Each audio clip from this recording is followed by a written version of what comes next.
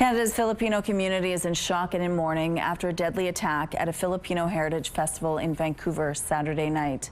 Multiple murder charges have been filed against the suspect in Saturday's vehicle ramming attack that killed 11 people and wounded dozens more.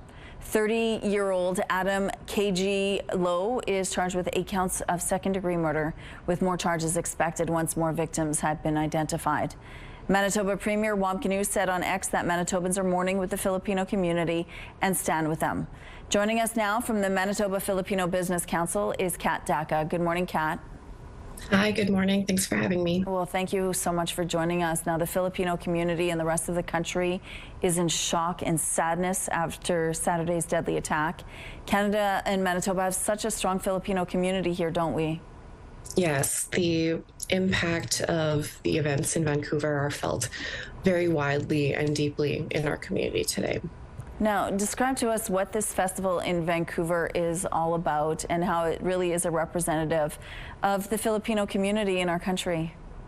Yes, absolutely. The impact of that, again, is felt very deeply here in Manitoba. I think at a local level, Filipinos in Manitoba are feeling a lot of mixed emotions. On the one hand, we saw a beautiful celebration of culture, heritage, and at a local level here, the Manitoba Filipino Business Council had presence at the Mabuhay District membership party, and we were sharing concurrently in the celebrations that were happening in Vancouver.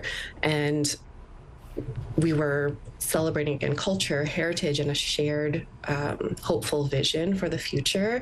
And we are now navigating the heartbreaking mourning of the loss in Vancouver. And our community, on the one hand, again, celebrates together in a very meaningful way. And I know that we also have a very shared and interconnectedness with our kapwa in Vancouver and globally. So I know that we feel a really interconnected sorrow and sadness with our community at a national and global level. And in the Filipino community, we draw our strength from both our unity and our care for one another. And we have already seen that outpour of care within our community. Absolutely. Now, hundreds attended a vigil inside a packed community center last night, including NDP leader Jagmeet Singh and BC Premier David Eby. There's tons of response and lots of people responding to this tragedy. How does it feel knowing that many people are feeling this pain with you? Yeah, I think in Filipino culture, we do have this interconnectedness where we feel sorrow and pain very deeply, and to be held in community that way is very meaningful for us. Again, at a local level, we've seen mobilization of that support. We've seen vigils over the weekend take place, community support groups, and I really urge those in the community to find the support and mental health resources that they need at this time. The Manitoba Filipino Business Council tomorrow is organizing a virtual community gathering just to provide space for our community to gather in lieu of some of our AGM activities that were originally planned. There's also a vigil happening tomorrow evening at the PCCM.